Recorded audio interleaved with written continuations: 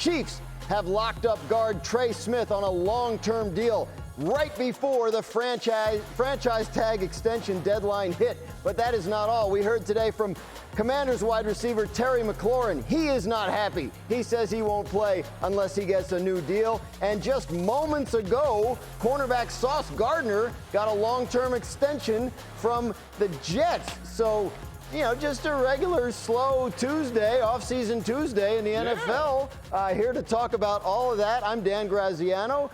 Here to talk about all that, we have Tim Hasselbeck, we have Booger McFarland here, and we have our brand new ESPN NFL Nation Chiefs reporter, Nate Taylor. Nate, you started on what, Thursday? Was your first day with the company? Yeah, I started on Thursday. Let's throw you right in here. Let's do it. What more can you tell us about the Trey Smith deal in Kansas City? This deal had to be done on both parties, in my opinion, and what it ultimately does is it completes the Chiefs' offseason.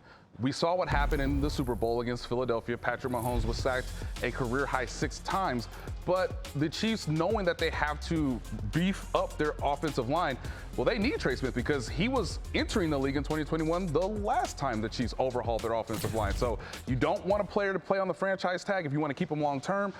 Trey Smith was a 6th-round pick who dealt with blood clot issues, a diagnosis in 2018, and now he is the highest paid interior offensive lineman in NFL history. It's a massive day for him, but it's also a successful day for the Chiefs because Patrick Mahomes put a little smiley face on X to tell you how much it's important to him to be protected for the offense to be successful this season. Yeah, it would have been a $23.4 million franchise tag if they hadn't done a deal, but they get the deal done before the deadline. Smith has sustained 95.6% of his pass blocks for at least 2.5 seconds. That is the 4th best mark of any active offensive lineman since Smith entered the NFL in 2021.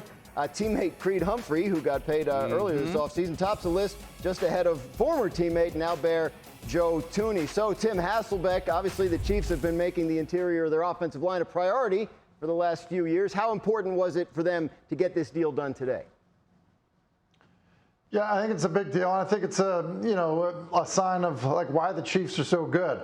Look, Trey Smith, we just heard, he had blood clot issues coming out of Tennessee. If he didn't have those health concerns, he'd been a 1st-round pick, maybe a 2nd-round pick. He'd been a high pick. So they've had him, basically at a discounted cost. His health issues behind him. He's been good in pass pro. He's been extremely physical in the run game. And look, I think it's just another example of the Chiefs doing a good job drafting. And then also, when you think about just the confidence with the group, they draft, at tackle early on in this past year's draft. They re-sign guys that they have. They do let some guys out the door. But you almost just have to trust the plan that Andy Reid has in place.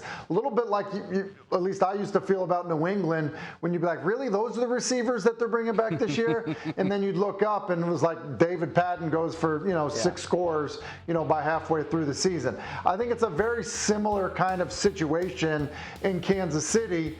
Like, you just have to trust that what they've done up front, what they've done at wide receiver, because of who they're being coached by and because of who their quarterback is typically enough for them.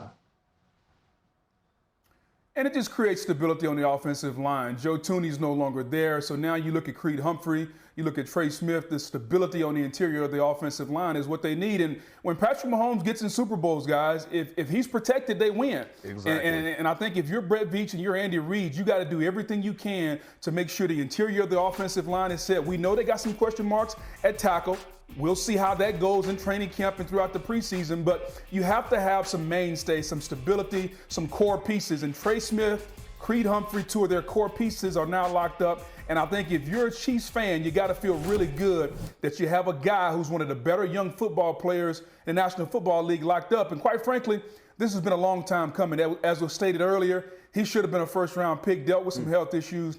So this is one of the more not only team-friendly deals, but just throughout the league, a lot of people are smiling because Trey should have got paid a long time ago, and he finally gets what's coming to him now. So they good now, and they've moved on from Tooney. Maybe a rookie at left tackle. Still some questions to answer on that offensive line. Oh, of course, and that's another reason why you had to get this deal done with Trey Smith, because he's the player that you actually know is a known commodity alongside Creed Humphrey. We will see what Josh Simmons does, the first-round pick in training camp. He is in a competition battle with Jalen Moore, the veteran from San Francisco, and you also have Kingsley Suamataia, the guy that they thought were going to be the left tackle of the future. Well, they're sliding him to left guard. You still have Jawan Taylor, a very good veteran at right tackle, at least for one more year, and so now it's about, can the rest of the offense come together if the offensive line is more stable than what we saw last year? And one more thing, based on Sauce Gardner's deal today, the Chiefs will now shift their focus to all-pro cornerback Trent McDuffie, who you could argue has been the more productive player. Can they get a deal done with, you know, Trent McDuffie before training camp, before the regular season starts? There's always another deal to do. He is Nate Taylor. He's our new Chiefs reporter. You're going to be seeing plenty of him. The Jets giving out money this week. They signed star cornerback Sauce Gardner to a contract extension just within the last about hour and a half. This comes a day after they agreed to an extension with wide receiver Garrett Wilson. So two cornerstones of the 2022 NFL Draft. They're just one of four duos to win offensive and defensive Rookie of the Year in the same year for the same team.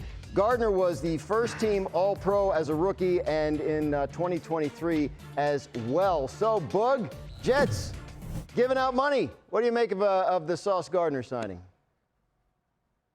Yeah, I mean, this was only a formality. I think we all knew it was coming. If you look at what he's done, Gross, since he's been in the league, he's been one of the better corners in the league. And the longer you wait, the more the price goes up. Somebody tell Washington that when it comes to Terry McLaurin. But he earned this deal, and you knew a couple of months ago when we saw Derek Stingley Jr. from the Texans get paid and the number came in at $30 million a year or whatever, you knew at some point Sauce Gardner was going to come in at 30.1. We'll see where Trent McDuffie comes in at, the corner for the Kansas City Chiefs. But all these guys are bright young cornerbacks in the National Football League. And when you look at Sauce, a guy that can play man-to-man, and we know that the new head coach, Aaron Glenn, a former defensive back, he recognizes game. And the fact that they pay him now, once they get Aaron Glenn, should be another notch in the belt for Sauce Gardner. But job well done, young man. Now, they're paying you this money not for what you've done, but what you can do. Now you got to go out and earn it, because a lot of teams are going to go after Sauce Gardner now and see if he can earn that money. New coach, new GM in New York. They did not just Gardner, but as we mentioned, Garrett Wilson yesterday, another one of their young stars. What does that tell you about where things stand with a team that hasn't made the postseason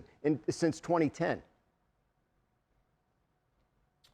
I think when you look at this, Grass, they're starting to lock up some of their young players. Yeah. And I get it. Regardless of who the coach or who the GM is, they understand who are going to be your key players. Is this a finished championship roster? By no means. But you got some young cornerstones when you look at Garrett Wilson, you look at Sauce Gardner. They got some other guys when you look at McDonald and Jermaine Johnson. A lot of other young players that they want to keep around to build the core of this football team. Yeah, so maybe the future could be bright in New York for the Jets. Jeremy Fowler's off-season series ranking positions around the NFL made it to quarterbacks this week, which always is a lot of fun. Jeremy spoke with executives, coaches, and scouts league-wide, and this is where they landed with their list. You see Patrick Mahomes at the top, followed by Josh Allen, Joe Burrow, Lamar Jackson. Are the AFC quarterbacks any good right now? Like, seriously. Reigning Offensive Player of the Year, Jaden Daniels rounds out the top five, and you saw Super Bowl champion Jalen Hurts all the way down there at 9, and his coach, Nick Sirianni, had a pointed response to the notion that Hurts was just along for the ride last year. He said, "I think that's bulls." Is that what he said, bulls? No, there's something else to that. I think there's bull something. I mean, he plays the most important position in all of sports, and it's the most ultimate team game there is. What I admire about him is his selflessness of doing anything we need to win.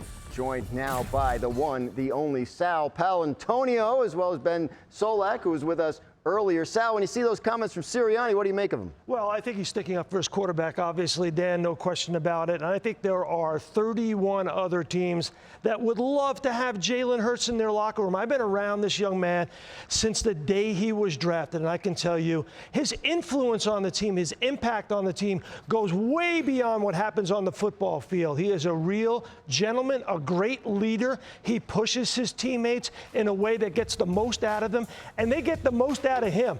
I was taught by Ron Jaworski, another guy who played quarterback in Philadelphia a long time ago. Hey, Quarterback is the most dependent position in the National Football League. You put a great offensive line there, a big offensive line. A good quarterback will do great things when he has a running back and good wide receivers. Who else would you have throw that bomb, that dime, that dagger down the field in the Super Bowl to Devontae Smith against the Kansas City Chiefs? He hit that thing right on the money. I think I'd rather have Mahomes and Lamar and Josh Allen. I think it's a justified spot at 9. I do. We talk about that on-field play, right? Jalen Hurts this year in the Eagles offense, they were the 4th highest team in run rate over expected. They handed the football off a ton to Saquon Barkley, and he's excellent. That offensive line is excellent. Devontae Smith and A.J. Brown, both top 10 receivers by catch rate over expectation. Yeah, Jalen's throwing the ball well, but they're making excellent catches down there also. This was unquestionably a super duper team. And so it's hard to take Jalen and place him above such quarterbacks as the elite guys, but also your Justin Herberts, who don't have those elite players, those highly paid guys, above your Jared Goffs, right, who've grown so much over time. I get why he's ranked there at 9. He certainly can race. He's gotten better every single year, but I understand his spot. Sure, and that's part of the issue, right? With these kinds of rankings, you have to judge these guys, Tim, based on the group around them and all that. So as our resident quarterback, what do you think of where Jalen Hurts came in on this survey? Yeah, look, I think it's generally fine. Like a couple of spots, move him up to 7, move some guys in front of him, down. But I think generally speaking, I think it's a fair ranking. But I think it's really important what Sal brought up. Look, if you were to do a quarterback challenge, I'm not sure he'd be the 9th best in the league. But to me, he strikes me as a guy that kind of has almost like Eli Manning type, leadership qualities about him. And I say that because I used to say with Eli, you never knew if he won the lottery or if his dog died. He was so steady. And no matter what was going on around him, he just was unfazed by it. To me, that's Jalen Hurts. Yeah. All these different coordinators, a head coach that's pretty emotional and will get fired up. And Jalen Hurts, answering questions of people being critical of him and how good is he, whatever it is. He's just got this steady leadership about him that I think is remarkable. And look, as important as, the quarterback position is and as physical as it is, I think there are other aspects of it that are equally as important, assuming you can make all the throws, which he can do. Leave it to us to come up with an individual list from a team game. And, I always feel like anytime you look at a list, criteria is important. What is the criteria? We just ranking the top 10 quarterbacks based on talent? Are we ranking the top 10 quarterbacks based on how they can run an offense? If you look at it individually, is he the 9th most individually gifted quarterback in the National Football League? That's probably about right. But if you say, what quarterback can run the offense at the highest level in a system? He might deserve to go number 2 right behind Patrick Mahomes, because if you look at the Philadelphia Eagles system, how they run the football, the play action, how they lean on the quarterback run game, the way he moves the chains with the first down, the tush push, you got to add all that in there, Sal, when you look at how he's asked to perform within the system that Nick Sirianni has created. There's probably no better quarterback in football than Jalen Hurts outside of Patrick Mahomes. So criteria is important, guys. What are the qualifications for this list? I get it. For the sake of conversation, I love when we come out this list. Leave it to ESPN to create their own content and then have a show about the backlash from the content. I love it. I think Jalen Hurts is a good quarterback. And Sal, hello to you and hello to Ben also. Hey, Boog, I'm hearing you. And Ben, you gave us a lot of nice next-gen stats. But the most important stat in football is scoring the football, scoring touchdowns. The Eagles outscored their opponents by 95 points in the NFC Championship game and the Super Bowl. That's the highest in those 2 games in the Super Bowl era. I was always taught by Bill Parcells, the number 1 job of the quarterback is to put the team in the end zone, and in the critical moments, championship moments against the best teams and the best players, Jalen Hurts did that. Not just last year, but 2 of the last 3 years. He outplayed Patrick Mahomes in the Super Bowl. His ranking is way too low in my mind. Yeah, Bill Parcells didn't teach me anything. I haven't had much time yet with Bill. But I will tell you that Jalen Hurts this year had 68 total passing attempts, trailing in the second half, only 13 of which came after that Week 5 bye. So you're right, the good quarterbacks win games. The Eagles did so by generating a lead in the first half and then sitting on the ball in the second half. So when it comes to ranking top 10 quarterbacks, there's information about Jalen Hurts in 2024 that we didn't get relative to the other guys. That's why I understand the list for as impressive as the season was. It's just amazing. And when you talk about quarterbacks, we can talk about the numbers, we can talk about the game results, but we talk about the intangibles too. And obviously, Jalen Hurts has a lot of that, makes these lists got a trophy, too. A lot of fun. Yeah, it took a couple of them.